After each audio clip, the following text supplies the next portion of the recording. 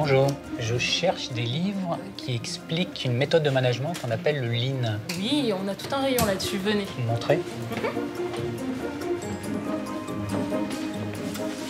On va avoir toute cette partie-là qui est sur le Lean.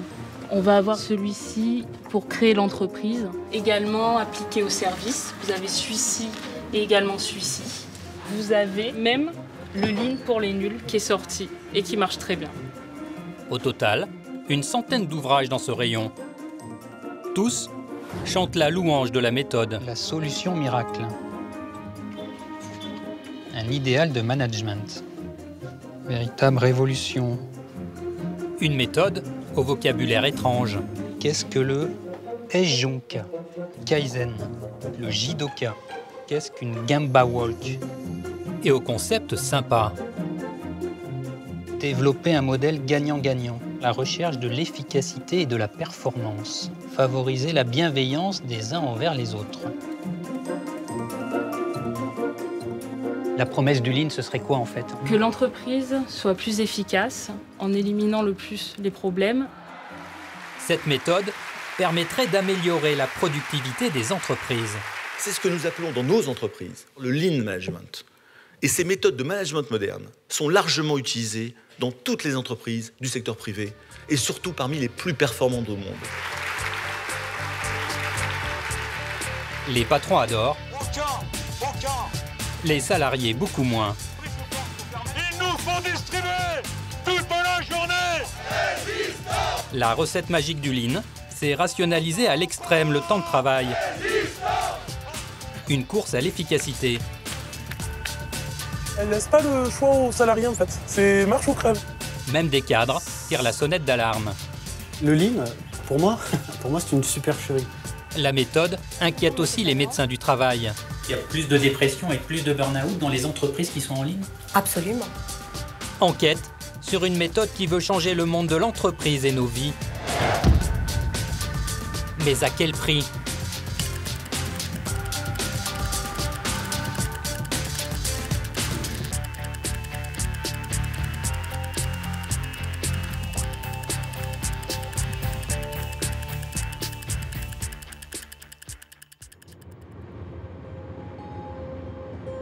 Au début de mon enquête, j'ai voulu savoir comment ça marche, le Lean Management.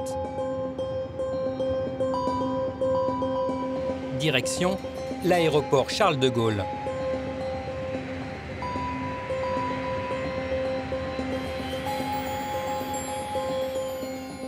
J'ai rendez-vous chez Servair, numéro 3 mondial de la restauration aérienne. Cette filiale d'Air France livre 250 000 plateaux repas par jour. Didier Caporali est consultant en Lean Management, une sorte de Dr Lean. Il a rendez-vous avec Andreas Bergman, un des dirigeants de Servair. Bonjour, monsieur. Comment allez-vous? Ça va? Ça va bien? Oui, ravi de vous voir. Le rôle du consultant, rationaliser tous les gestes des salariés de l'usine afin d'améliorer leur productivité. Il nous emmène dans l'atelier.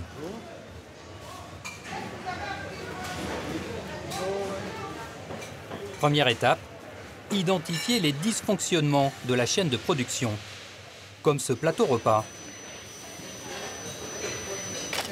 Un élément a été oublié. Résultat, toute la chaîne est bloquée quelques secondes. Didier Caporali observe tout et il débriefe Andreas Bergman, le patron. On voit qu'il y a plein de gens qui tournent autour de la chaîne. On a vu il y a 2 minutes avant qu'il y avait parfois des problèmes d'approvisionnement. Et puis on voit qu'il y a des micro-arrêts. Répétés des dizaines de fois dans une journée, ces micro-problèmes ralentissent la production. Une perte de temps pour l'entreprise. Et le temps, c'est de l'argent. C'est un gaspillage pour lequel on n'est pas rémunéré. Et donc, chaque centime compte, notamment dans notre industrie, qui est extrêmement compétitive. Pour le consultant, la deuxième étape consiste à trouver des solutions.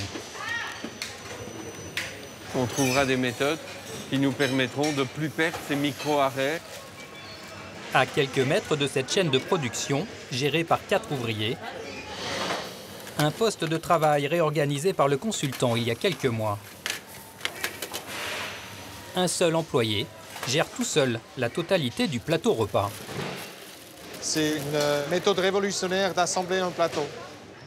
Si dans la chaîne, vous avez le fractionnement à la spécialisation,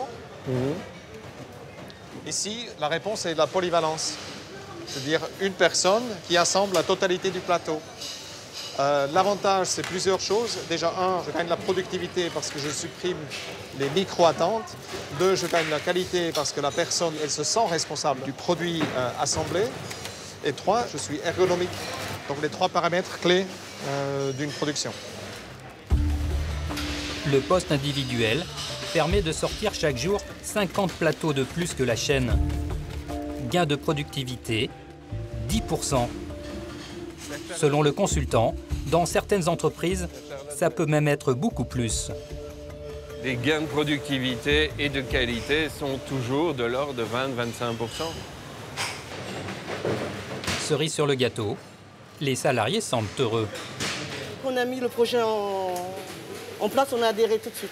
Les conditions de travail sont meilleures. Le travail est plus cool, mais on gagne du temps. Parce qu'il n'y a pas de temps mort. À la chaîne, en fait, il y a toujours, on ne sait jamais, il y a quelqu'un qui est ralenti, qui ne va pas plus vite que l'autre. Donc on est obligé de s'adapter à la personne. Or qu'ici, je travaille à mon rythme. Pour ces services, Didier Caporali a touché 100 000 € selon nos calculs. À en croire le patron, Andreas Bergman, c'est un investissement très rentable. Et vu l'état c'est un cercle vertueux, hein, donc le succès nourrit le succès. Les gens, on a un taux de satisfaction qui est très élevé. On a acquis un nouveau client qui s'appelle Jet Airways, qui fait le lien entre... Le Lean Management est la nouvelle poule aux œufs d'or de l'industrie. De nombreuses entreprises poussent leurs cadres à se former. J'ai rendez-vous dans le 17e arrondissement de Paris, dans un cabinet conseil.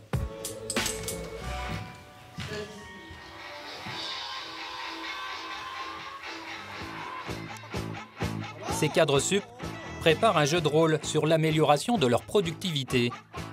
Dominique Pilet est le formateur. Il enseigne le Lean depuis 5 ans.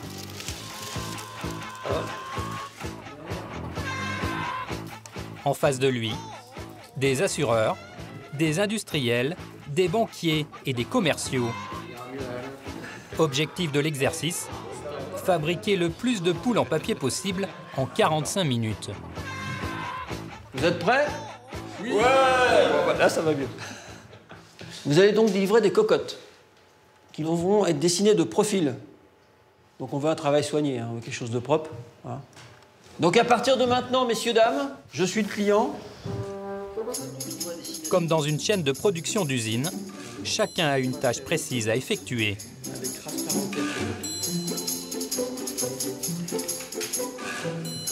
Yacine dessine les poules.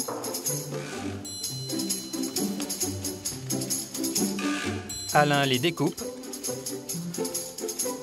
Et Anita les colle. En bout de chaîne, Olivier doit les plastifier. Enfin, il devrait. J'ai rien à faire, pendant que derrière, là, ce pauvre Alain, le découpage bloque l'ensemble de la chaîne. Il y a encore une autre, oh là là là, ça va trop vite là. Jamais m'en sortir. On n'est pas optimal, donc il va falloir qu'on optimise la ligne, parce qu'au niveau des différents postes de travail, voilà, il y a des améliorations à apporter. On va faire un petit freeze maintenant. Les 45 minutes sont écoulées. Donc combien on a lancé de poules en production? 14. 14. Combien vous en avez livré? 4. 4 poules de livrées. Donc vous n'êtes pas bon en délai, vous n'êtes pas bon en qualité, vous n'êtes pas bon fonctionnel, c'est-à-dire par rapport aux critères demandés. Donc en fait, tout est défaillant là. Et pourtant, il y a des commandes. Donc là, l'idée, c'est de dire chacun va écrire en fait ce qu'il a pu ressentir à son poste et va le faire partager aux autres. Saurez-vous redresser la situation? Les cadres notent sur des post-it tous les dysfonctionnements qui les ont ralentis. J'avais aussi un problème sur les couleurs, c'est-à-dire que je ne connaissais pas les couleurs utilisées par l'atelier. Allez, les coupes, beaucoup trop long. C'est effectivement le boulot d'étranglement du processus. C'est plutôt à ton niveau que tu dois faire valider par le client ce que tu viens de faire. C'est pas faux. Et à ce moment-là, à partir du moment où tu as le dessin seul suffit comme information pour être la référence à la livraison. C'est ça. Identifier les problèmes tous ensemble, proposer des solutions et les mettre en application, c'est la recette magique du Lean. Après le débrief, deuxième tentative en 45 minutes. On va repartir. Allez, go, c'est parti.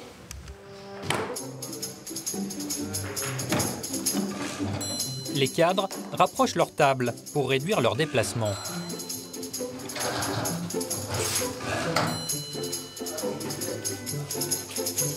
Comme moi je ne faisais rien et que lui il avait trop de travail, on s'est regroupé pour pouvoir rééquilibrer les charges. Et donc de diminuer le temps de fabrication. Résultat, 8 poules produites au lieu de 4 en 45 minutes. C'est 2 fois mieux, un gain de productivité de 100%. Dans le jargon des formateurs Lean, la chasse au temps perdu se dit « traiter les irritants ». En traitant les irritants que vous aviez, vous avez commencé à améliorer la performance. Et vous avez bien traité vos irritants. Vous êtes sur la bonne voie. Je pense que vous êtes sur la bonne voie. Aujourd'hui, ce sont des centaines de milliers de cadres et d'employés qui suivent ce type de formation. Les plus grandes entreprises françaises s'y sont mises dans tous les secteurs de l'économie. Transport, banque, luxe, grande distribution. À chaque fois, des dizaines de millions d'euros sont investis. La Bible du Lean Management, c'est ce livre, Le système qui va changer le monde. Paru en 1990 aux États-Unis, il a été traduit en 50 langues. L'auteur, c'est Dan Jones, un chercheur du MIT, la prestigieuse université des hautes technologies américaines. C'est fantastique de voir comment le Lean s'est répandu à travers le monde. Dan Jones est une star dans le monde de l'entreprise. De passage à Paris, il a accepté de me rencontrer. Une faveur. Mr. Jones, nice to see you. Thank you. You are a legend. No, I don't think so. No. Le Lean vous fait beaucoup voyager? Yes. Oui, ça fait des années que je voyage dans tous les types de pays. Récemment, je suis allé en Espagne, en Finlande, au Royaume-Uni, en Grèce. L'idée du Lean, Dan Jones l'a trouvée au Japon, chez Toyota. Dans les années 80, le constructeur automobile expérimente une nouvelle organisation du travail basée sur la participation des salariés, le Kaizen, et sur la chasse au temps mort, les Muda. Une organisation qui a permis à Toyota de devenir en quelques années numéro 1 mondial de l'industrie automobile. Aux États-Unis, Dan Jones a étudié ce miracle économique. Toyota, qui était une petite entreprise de voitures, est devenue une des plus grosses entreprises automobiles dans le monde. Nous avons reconnu qu'il y avait quelque chose de différent chez eux. Nous avons passé du temps à essayer de comprendre et à étudier leurs méthodes. Ils ont développé un système de management qui impliquait tous leurs employés, plutôt que d'investir énormément d'argent dans de nouveaux équipements, ce qui est la routine habituelle chez les industriels américains. Ils n'avaient pas d'argent, c'est pour ça qu'il a fallu trouver une autre solution. Dan Jones a importé le Kaizen japonais, qu'il a rebaptisé Lean. En anglais, littéralement, maigre, sans gras. Il crée des instituts pour enseigner sa méthode. Il y en a aujourd'hui 70 dans le monde. Mais le Lean ne fait pas que des heureux. Je me rends dans la région lyonnaise, chez un cadre supérieur qui a mis en place du Lean pendant 7 ans dans son entreprise.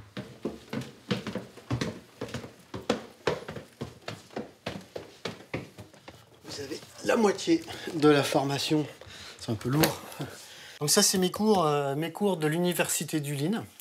Alors là, vous voyez les gaspillages fondamentaux que le Lean identifie, les défauts, la surproduction, le temps d'attente, les ressources inexploitées, le transport, le stock, le mouvement.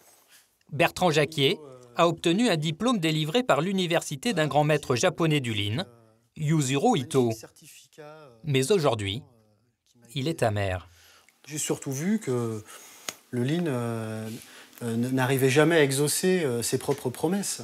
On m'a dit dans une entreprise, la productivité qu'on fera aujourd'hui par le Lean, c'est la promesse de vos emplois de demain. Entreprise qui n'a fait que cumuler des plans sociaux depuis. Aujourd'hui, le Lean, pour moi c'est une supercherie. Pour Bertrand Jacquier, le Lean est un piège pour les salariés. Pour nous le montrer, il nous emmène dans son ancienne usine Renault Trucks.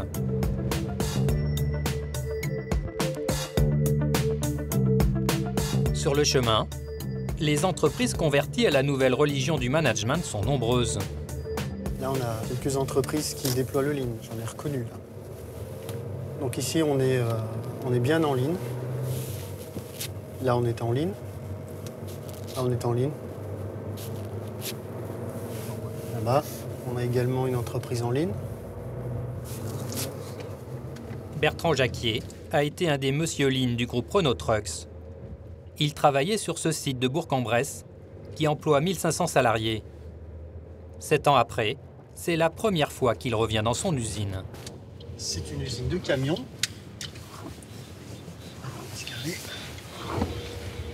Par contre, peut-être que votre caméra n'est pas vraiment la bienvenue ici. Je n'ai pas obtenu l'autorisation de filmer à l'intérieur. Équipé d'une caméra cachée, je retrouve 2 syndicalistes. Bonjour. Bonjour, Lionel. Loïc. C'est parler. Bonjour. Sébastien. Ça va? Ça va. Ce sont eux qui vont me permettre de pénétrer dans l'usine avec Bertrand Jacquier. Mon bureau, il était au rez-de-chaussée, là. Juste après la porte d'entrée, là. À gauche. Sur la gauche.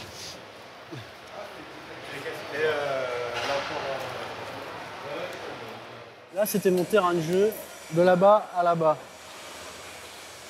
Ça, votre terrain de jeu, vous connaissez, hein? Ah oui, 350 mètres de terrain de jeu, là. En 2001, Renault Trucks a été racheté par le Suédois Volvo, qui a développé le Lean sur ce site. Bertrand Jacquier a regroupé les lignes de production et facilité la circulation des chariots d'approvisionnement. Gain de temps assuré. Mais le Lean, ce n'est pas que ça. Ça, c'est typique d'une usine en Lean. On va dégager des grands espaces et puis on va le réaménager. Et puis après, on passera au coup d'après et puis au secteur d'après. Et donc, vous avez constamment des zones comme ça qui sont complètement libérées. C'est une des signatures des chantiers Lean Management, ça. En 2011, après le départ de Bertrand Jacquier, l'entreprise a mis en place ses postes individuels sur roulettes pour plus de mobilité et d'autonomie. On est dépensé par les opérateurs pour effectuer le moins de déplacements possible. Donc tout est à portée de main. Grâce au Lean, Renault Trucks a augmenté sa productivité de 25% en 5 ans. Mais les représentants syndicaux ont l'impression de s'être fait avoir. Sur l'établissement de Bourg-en-Bresse, en 2010, on était 2000 salariés, CDI. Aujourd'hui, on est 1476. Vous avez l'impression que le Lean a participé à réduire des emplois? Oui, on a des réductions d'effectifs et c'est Lean Manufacturing. C'est l'organisation de l'entreprise qui réduit les effectifs. Aujourd'hui, les syndicalistes se sentent coincés. Une fois qu'ils nous ont impliqués, on a tellement détruit, les salariés ont tellement détruit leur propre poste, qu'après, aller trouver un délégué ou même se plaindre auprès de son chef, ça devient difficile. Parce qu'on lui dit, qui a demandé cette modification? C'est moi. Donc, ah oui, mais tu es responsable de ta demande. Je ne peux rien faire. Tu as signé, tu as accepté, c'est toi qui l'as demandé. Tu as validé.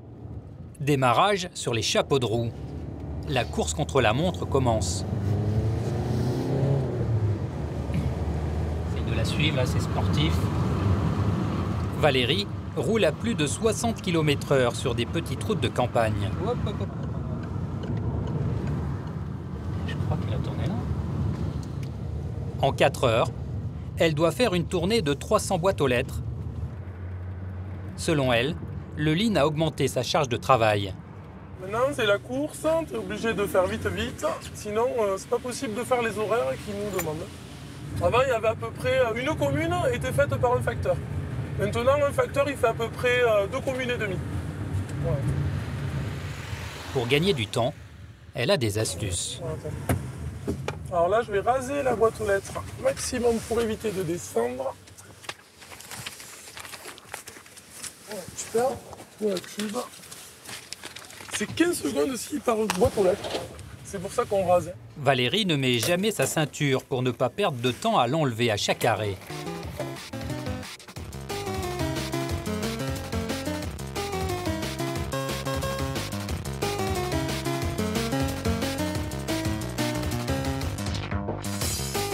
La tuile, c'est quand un habitant commence à lui parler. Bonjour madame. Et voilà, avec un peu de lecture. Ah, c'est ça. Merci beaucoup. Bonne journée. À demain. À demain. C'est vous qui avez pris? Voilà. C'est vous qui prenez? Oui, c'est moi qui vais prendre. Ah oui, alors, voilà, on avait demandé une boîte, mais le locataire ne vient pas. D'accord. Alors, pour mettre là. Ici? Mais celle-là, ça y est. Le gars ça doit être le gars qui est à la maison, là. Oui. Monsieur Julien. D'accord. Qui remplace, qui est à l'entreprise. Oui, d'accord. Alors, on lui a apporté les lettres et ils l'ont gardé pour les mettre le correspondant. Ok. Il m'a dit qu'il allait mettre ce nom. Qu'il allait mettre le nom. Ah, mais c'est très bien. Si j'ai une autre lettre, vous voulez que j'ai le temps ou j'attends à demain? Oh, ça vous dérange pas d'attendre à demain? Non, bien sûr. Voilà, demain, vous m'attendez et vous me la rendrez demain. Voilà, c'est gentil. Au bout de 2 minutes, Valérie parvient enfin à écourter la conversation. Eh bien, très bien. Eh bien, c'est gentil. Voilà. Et vous m'attendez demain? Je vous attendrai demain. Ça marche. Merci beaucoup. Allez, à demain. Bonne journée. Donc, il est 11h30. Hier, j'étais là à 11h. Donc voilà, j'ai une demi-heure de retard.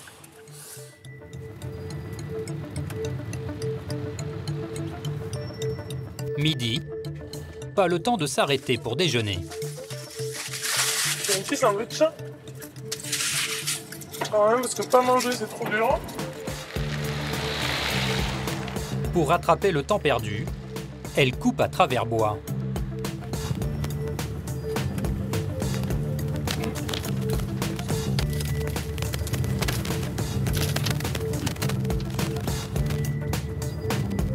Une conduite souvent dangereuse.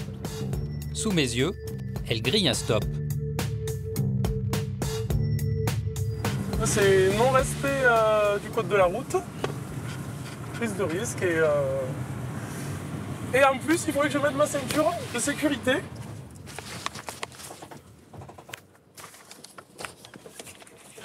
Si je ne vais pas comme ça, c'est vrai, hein, on roule vite, on respecte rien. Si on ne fait pas ça, honnêtement, c'est impossible. J'ai 4 heures pour faire la tournée. Si je ne vais pas à ce rythme, c'est pas 4 heures que je mets, c'est minimum 5 heures ou 6 heures. Ouais, je suis désolé, mais il faut que je continue.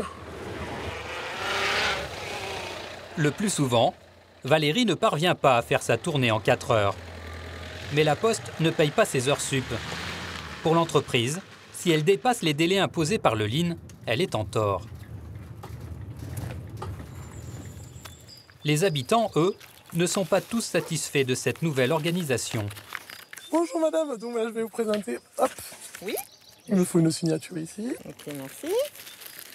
Vous avez l'impression que les choses ont changé? Ah oui. On sent bien que c'est plus... ils ont plus le temps et c'est plus le même service. Là-dessus, je suis pas contente du tout parce que j'ai des soucis. Hein. J'ai eu des courriers perdus, un recommandé 8 jours après. Donc vous n'êtes pas plus efficace? Ah non. Moi, je crois pas. Hein. Et moi, je pense que là, le service, c'est plus ce que c'était.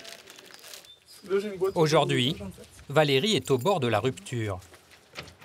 Je vais travailler la boule au ventre en me disant encore une journée quoi. Ils nous augmentent les cadences, on n'arrive pas à suivre, donc on se sent on se sent mal à l'aise, on se sent plus à la hauteur et que quoi qu'il en soit, si on n'arrive pas nous à changer, eh bien, on risque de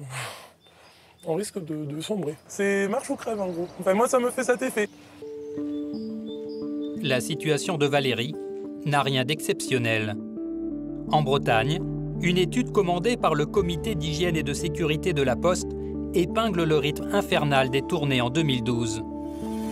Risques liés aux conduites soutenues. Difficulté à respecter les règles du code de la route. Ces déplacements s'apparentent à un gymkhana. L'accompagnateur avait le mal de mer. Les experts parlent d'une déconnexion entre le travail prescrit et le travail réel, porteuse d'atteintes graves à la santé des postiers. Ils épinglent noir sur blanc des outils et des méthodes qui s'apparentent au lean. Dans une dizaine d'autres régions, des rapports similaires sont arrivés aux mêmes conclusions. Valérie aura tenu 4 ans à ce rythme. Mais 2 mois après notre tournage, nous avons appris que son médecin l'a arrêtée pour surmenage, épuisement physique et psychologique.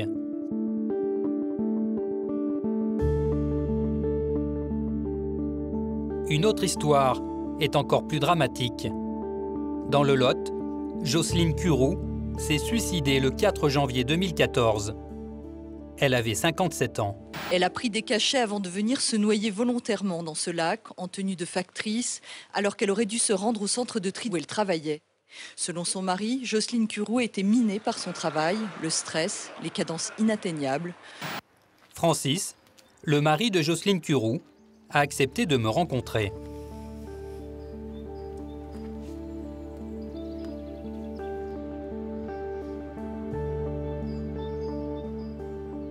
C'est quelqu'un qui aimait son travail? Ah oui, ça... quand il y avait une lettre à porter, elle ne la portait pas le lendemain, elle la portait le jour même, quoi. Je veux dire qu'elle ne ramenait pas de courrier à la poste, quoi. Elle finissait plus tard, mais elle ne ramenait pas le courrier. Elle n'arrivait pas à suivre les nouvelles recommandations, soi-disant, de la poste qu'il fallait faire de plus en plus vite. Depuis qu'il y avait ce changement, là, elle était pas comme avant, quoi. Elle était tout le temps stressée, anxieuse, toujours la peur de mal faire. Et le dernier temps, elle avait peur qu'on lui supprime sa tournée. Alors que j'ai dit, t'as une tournée, on va pas te la supprimer comme ça. Parce qu'elle avait peur de ne pas marcher assez vite, elle avait peur qu'on lui enlève sa tournée. Après ce suicide, la direction régionale de la Poste a mis en place un dispositif d'écoute et de soutien. L'inspection du travail n'a pas estimé que la responsabilité de l'entreprise était engagée. Francis, lui, a décidé de porter plainte.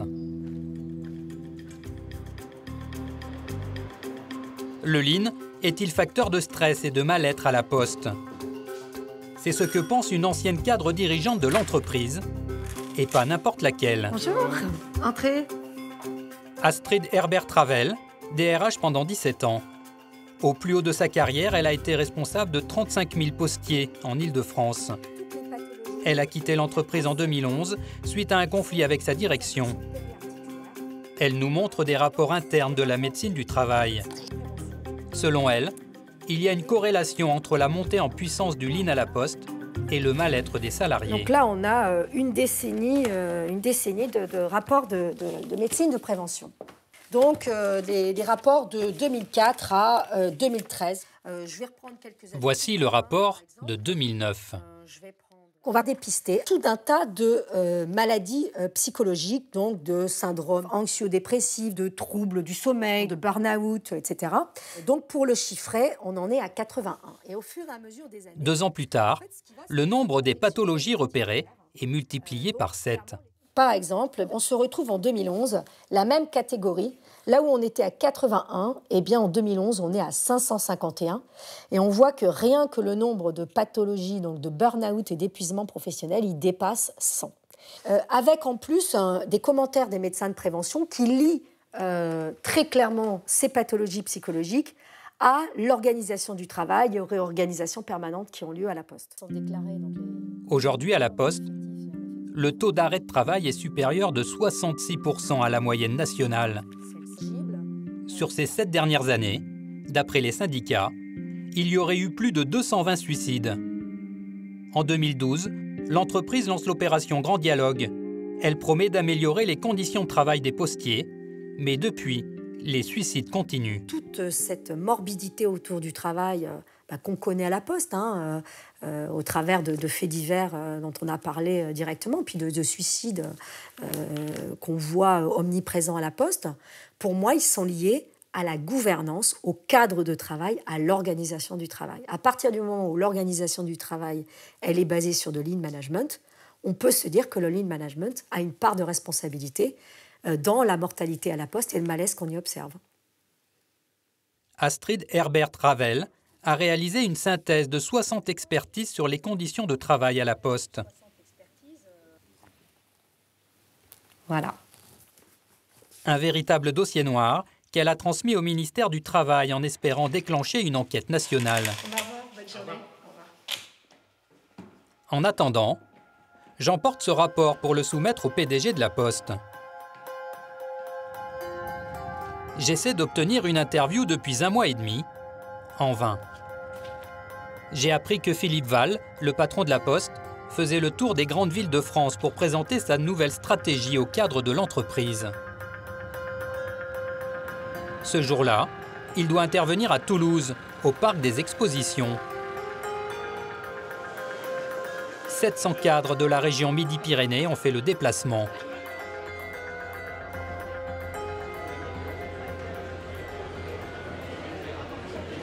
C'est où l'entrée pour un moment? L'entrée dans la grande salle? Ce sera par là. Ah, ce sera par là, ça va être ouvert après. Très vite, une responsable de la communication de la Poste nous repère. C'est un documentaire sur le lean. Aujourd'hui, le lean est utilisé à la Poste. Et arrêtez de me filmer, monsieur, là. Comment? Arrêtez de me filmer, monsieur. Et vous la baissez, parce que ça, franchement, voilà. Moi, ça fait 1 mois que j'essaye de rencontrer Philippe Val sur ces questions de lean management. Il y a des burn-out, des suicides, il y a des facteurs, il y a des cadres qui se suicident sur leur lieu de travail. On peut peut-être sortir, on s'entendra mieux. Aujourd'hui, on fait un lien avec le lean management. Il y a une étude qui est sortie il y a quelques jours où il y a une 60aine d'expertises qui ont été faites à la Poste. On voit bien qu'il y a un problème avec le lean. Je ne pense pas que ce soit le lieu de discuter sur le sujet. Moi, je voudrais simplement avoir la réaction de Philippe Val à cette étude. Vous n'aurez pas la réaction de Philippe Val à cette étude. Philippe Val n'est pas là pour vous parler, il est là pour voir les postiers. Viré, j'attends la sortie du patron de la Poste. À midi, toujours personne en vue. On peut rentrer là? La direction. Vous avez des consignes? Oui. C'est quoi les consignes? Vous ne rentrez pas. Je pense que notre présence dérange. Apparemment, elle dérange. 1 heure plus tard, je m'aperçois que le patron de la Poste a quitté les lieux. Ils sont partis d'où? De quel côté? Derrière. Ah, il est sorti par les cuisines, quoi. Voilà, c'est ça. Bonjour. Bonjour. Je viens d'entendre que le grand boss, il était parti, il venait de partir. Je le dis parce que j'ai entendu à la radio. Comme vous le cherchez, je sais que vous cherchez. Voilà. Bonjour. Cette fois, il a réussi à échapper à mes questions, mais je n'ai pas dit mon dernier mot. 1 mois plus tard, je retrouve Philippe Val à l'entrée d'un colloque sur l'art de vivre ensemble. Monsieur Val, bonjour. Bonjour. Je suis journaliste pour Canal+. Oui, je très cherche bien. à vous rencontrer Mais depuis moi, 2 mois. vous savez, sur la question du lean management, vous pouvez prendre 2 minutes, s'il vous plaît. Une seule minute. Vous savez, ce que je voulais vous dire, j'en ai pour 2 minutes. Ce que je voulais, oui, je l'ai, pardon. Ce que je voulais vous dire, non mais c'est bon, c'est bon. Ce que je voulais vous dire, Monsieur Val, Monsieur Val, j'ai rencontré des postiers, Monsieur Val. Il s'échappe par un escalier. Je le retrouve de l'autre côté. Je peux juste vous expliquer ma démarche? Monsieur Val, s'il vous plaît, c'est légitime aujourd'hui que je vous pose des questions. Vous êtes le patron d'une grande entreprise. J'ai rencontré des postiers, des postières qui se plaignent de cette méthode. Ils disent qu'ils n'arrivent pas à suivre les cadences imposées par le lean, que la chasse au temps mort leur fait péter les plombs. Monsieur Val, que la chasse au temps mort leur fait péter les plombs. Mais Monsieur Val, est-ce que... Au moins une réponse. Monsieur Val, juste, est-ce que je peux vous remettre ce document? Monsieur Val, est-ce que je peux vous remettre ce document? Il s'agit d'une 60aine d'expertises qui mettent en cause le danger du lean management qui est utilisé à la Poste. Monsieur Val, est-ce que vous connaissez cette expertise? Est-ce que si le danger du lean management est trouvé, Monsieur Val, est-ce qu'il faut continuer à l'appliquer? Monsieur Val, s'il vous plaît. Une porte fermée pour toute réponse. Je n'obtiendrai aucune réaction ni aucune interview sur le lean management à la Poste.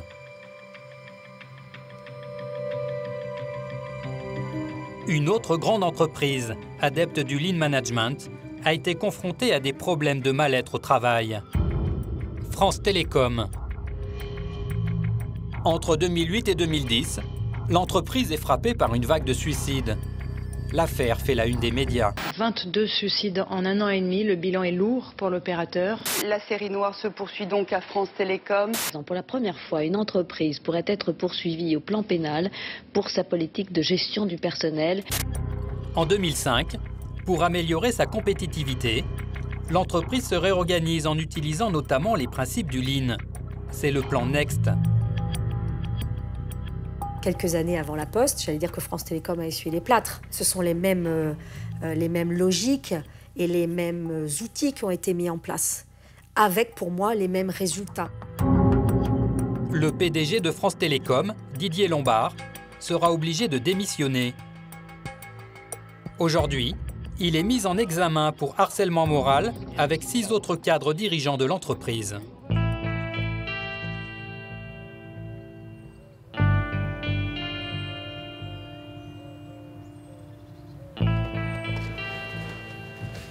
Bertrand Jacquier, l'ancien cadre de Renault Trucks, alerte aujourd'hui les médecins du travail sur les dangers du Lean.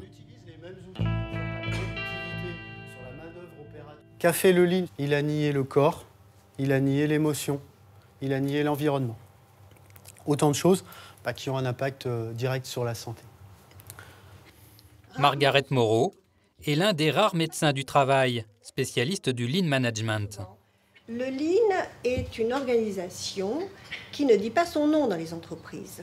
C'est-à-dire que ce que nous décrit Bertrand Jacquier, très souvent, ce n'est connu qu'au niveau directionnel, mais pas local, ni régional. C'est au niveau central. Je dis toujours la tête à Paris, à New York, à Genève, et les mains et les pieds en province.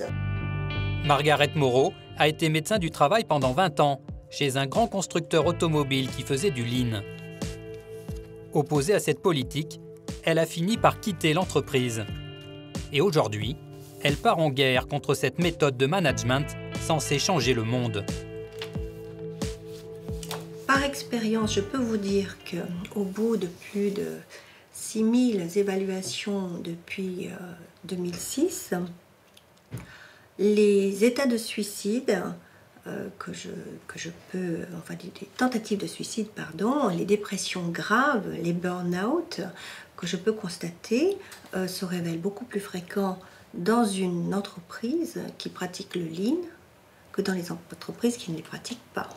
Ça, c'est clair et net. Aujourd'hui, la vogue du Lean Management touche absolument tous les secteurs de l'économie, y compris les services publics. Direction, Lyon. Les hospices civils, le 2e pôle hospitalier de France, s'y est mis en 2010. Bonjour. Bonjour. Alors, on fait du Lean ici? On essaye. Allez, je vous montre. Le docteur Yves Gillet est chargé de la réorganisation des urgences pédiatriques.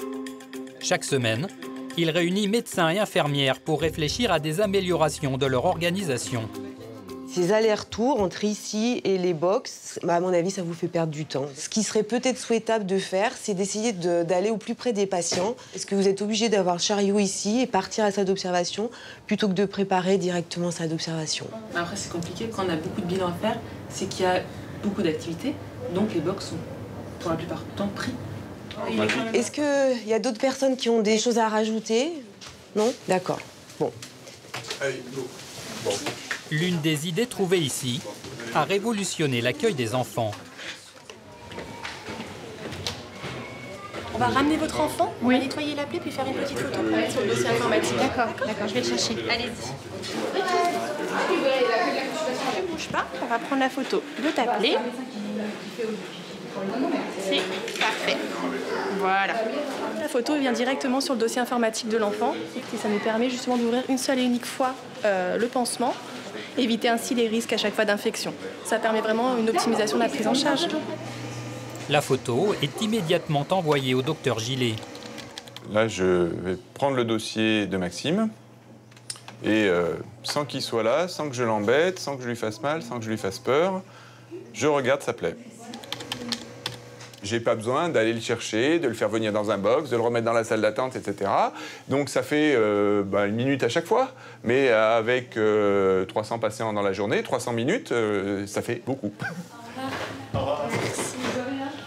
De rien. Grâce à ce type d'amélioration, le service parvient à traiter 15% de patients en plus dans le même laps de temps. Résultat, beaucoup moins d'embouteillages aux urgences.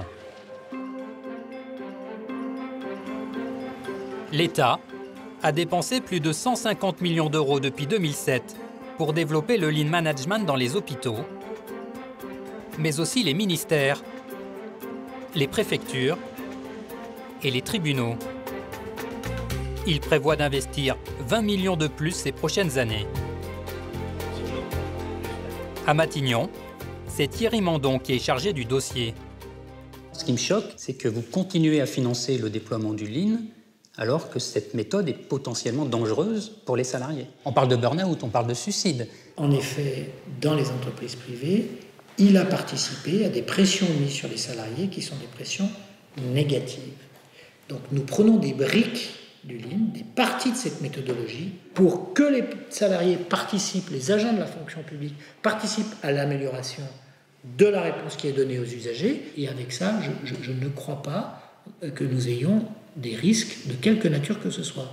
S'ils en jugent par ailleurs par quelques expériences qui ont été menées, je n'ai pas connaissance que sur ces expériences-là, les salariés de l'État aient considéré que depuis le Lean, leurs conditions de travail avaient dramatiquement changé.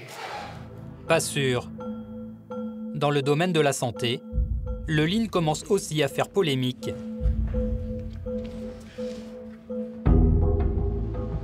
À Grenoble, où le Lean est déployé jusque dans les blocs opératoires, le personnel s'inquiète. Quelles sont vos conditions de travail? Quelle sera la qualité des soins? À Toulouse, les infirmières dénoncent des cadences infernales. Ah, ça c'est sûr, on produit, hein. Ah, on fait du soin à la chaîne. Selon une étude parue dans le Lancet, prestigieuse revue scientifique anglaise, une surcharge de travail des infirmiers augmenterait de 7% le risque de mortalité des patients.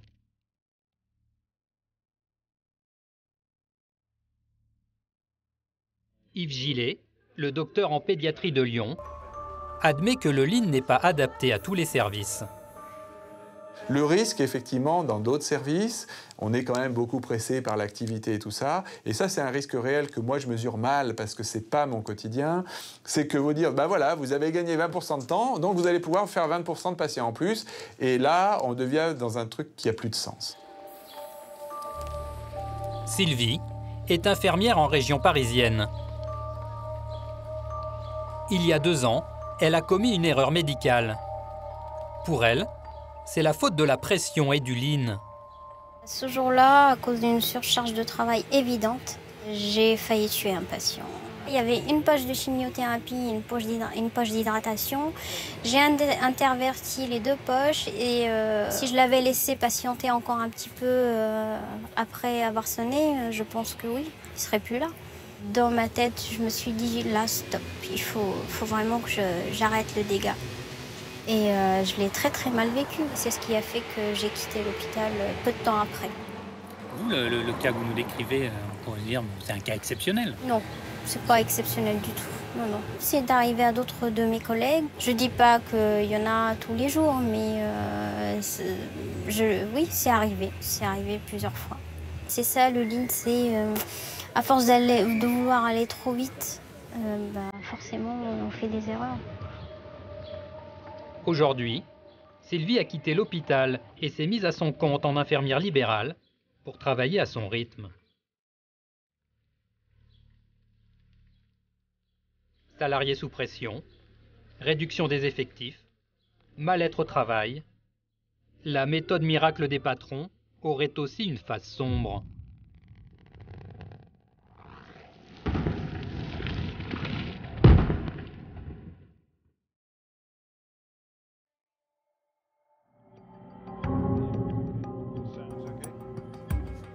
Que répond Dan Jones, l'inventeur du Lean Management, à toutes ces critiques? Le Lean peut avoir des conséquences sur la santé physique et psychologique des employés. Non. On parle de burn-out, de suicide. Non, il n'y a pas la moindre preuve que le Lean cause des burn-out. Pourtant, au cours de mon enquête, j'ai découvert que le Lean pouvait être dangereux, vraiment dangereux. J'ai rencontré des employés stressés, démotivés. Il y a aussi des cas de suicide où le Lean pourrait être en cause. Je ne suis pas d'accord avec ça. Je pense que vous avez des exemples où le Lean n'est pas appliqué correctement, c'est tout. Le stress ne vient pas du Lean, mais du management traditionnel, qui l'utilise comme une couverture, uniquement pour réduire les coûts. Je m'insurge contre ça. J'ai assez d'expérience dans le monde entier pour dire que le Lean fait l'opposé de ça. Il crée plus de bien-être chez les gens. C'est pas un peu facile de dire que quand ça marche, c'est du Lean, et que quand ça marche pas, c'est pas du Lean? Non. Honnêtement, je pense que... Vous savez, on a eu des débats il y a 20 ans aux États-Unis. Et à la fin, ça a été balayé, car il n'y avait pas de problème avec le Lean Management. Ce qui se passe en France, c'est que vous restez coincés dans vos vieux schémas de pensée. Selon lui, il faut s'y faire. Nous n'échapperons pas à la méthode qui veut changer le monde et nos vies. Alors renseignez-vous. Le Lean Management est peut-être déjà dans votre entreprise.